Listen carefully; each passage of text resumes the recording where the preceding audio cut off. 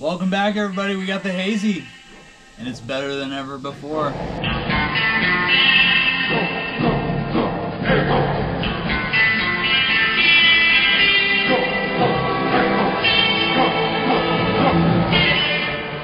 Hey guys, how are you doing? It's the middle of summer. Yeah, it's a good time to drink beer because it's hotter than hell right now. And we're drinking a Hazy IPA. And I'm excited because, as you probably know, if you followed us, you know that Hazies are my favorite beer out there. And why wouldn't they be? They're a big flavor bomb that you don't get with a regular IPA. And IPAs have become so broad spectrum now. You know, so many different beers seem to fall into the IPA. But the Hazy, perfect blend of hops, malt, light filtering. You've got heaven in a glass. Cheers. Yeah, salute. Deserves Sorry, I another. got after that one a little bit quick. But no, that's actually a very good, the bubble structure on it is real good. In fact, this one was a little overcharged coming out of the keg, but it's settling down just fine, and it didn't make the beer turbulent or anything. Typical Hazy color is perfect. Just that nice straw yellow, kind of with the golden sheen to it. I just find them really fun beers to talk about. Talk a little bit about what you put in this one for the hops. This one was Citra, Zaka, and Galaxy, so same recipe as before. The only change that I made between this one and the last one you guys saw is the chemistry. So I tweaked the chemistry to bring out the hops a little bit more, bring out the perceived bitterness. It's still like a 30 IBU beer, so very low. You can tell that when you drink it. It doesn't have the bite that lasts, for minutes after you drink the beer. And that's one of the things that is a characteristic of the IPA is that, first of all, that a lot of people think that they have to be high ABV. That's not necessarily true. There's a couple of places in town that brew a couple of Hazies, and they tend to be about 7%, but they are heavier beer producers or higher alcohol beer producers on a normal spectrum. A normal ABV on this is what?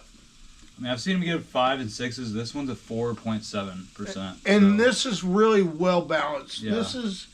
This is a very well balanced beer.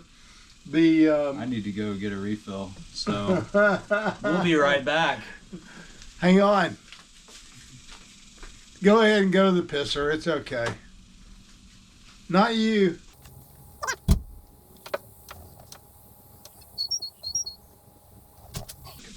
Look at that. That's a good pour right there.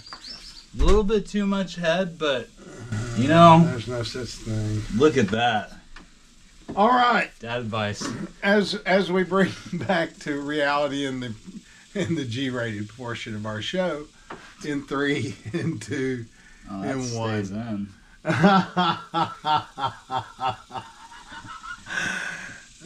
Anyway, no. Back, I'm totally lost now. Joe Biden, come on. Oh. Get it together over here. Come on, man. I'll cut that part out. Actually, that's It's kind of pretty funny. fucking funny. Again, just kind of giving back to the characteristics. You've got color. You've got... You cannot see through a Hazy. If you can see through a Hazy, it's not a Hazy. It's just an IPA. Yeah, it's just an IPA. You got to have an poorly filtered. opaque color to it, and some people think mistakenly that Hazies are the easy beer to make because you don't have to do all the filtering. The opposite is actually true. You have to be darn perfect in your brewing method and your procedures and your cleanliness. All that stuff has to be right because you've got nothing but culture basically in this glass, because that's what this is a bunch of suspended yeast cells that tone down the hoppiness of the IPA and give it more of a fruit bomb kind of a thing. And that's what I think is what's fun about hazies, are that they're kind of a fruit bomb, and without being sicky sweet or still got a pine. They gotta have like a kind of an earthy element to them. I think if it's all fruit, it's more like a sour.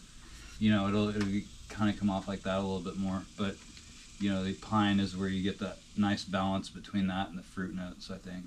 So let's talk about this one and about the Mikey meter, because I think it's time to go to the Mikey meter on this one. Guys, there's no such thing as a 10. And what did I give this the last time? 8.5. That's what I thought. Yeah. It's hard to go much higher.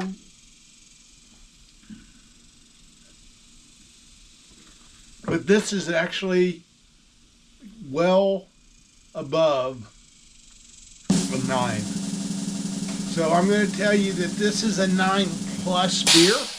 It's just hard for me to give much of a rating above a 9, to be totally honest, and that speaks to how good this particular beer is. Is there anything you'd like to see different in the beer? No, I don't think so. I think I would drink this very much every day as a quaffing beer, quite frankly, especially at this ABV, because it's not going to get me all lit up. I can enjoy a couple of them. Yeah, you can. And that is one thing about hazies, are they will fill you up, but not like an IPA will. You know, an IPA will just kick your tail. This one's got like the perfect, like I can still taste a little bit of like bitter right now. Oh yeah, there's a nice little. It's not a burn. It doesn't have the burn. There is a nice bitter-ish residue on the back of my throat from this one that is very pleasant. It really adds the balance to the beer. We're doing probably gonna do a Mexican corn lager next. That could be because he's growing a big bunch of corn right outside. I also the drank house. a lot of the hazy already. We already finished off a keg. Ooh, that's a shame. It's a good beer. Mike's gonna need a refill after this. But guys, thanks for tuning in. Make sure you like and subscribe, or go head on over to the store. We got some new merch out. We got some tank tops here with the lizard on the back. Yeah, guys, we got the cordyceps in too. Make sure you head on over to the store if you want to check these out. They're pretty good for if you're going to the gym, you want to tire a little slower. These can help with that. But yeah, guys, thanks for watching. We'll be back next time. Cheers. Hopefully with more good beer. Oh yeah.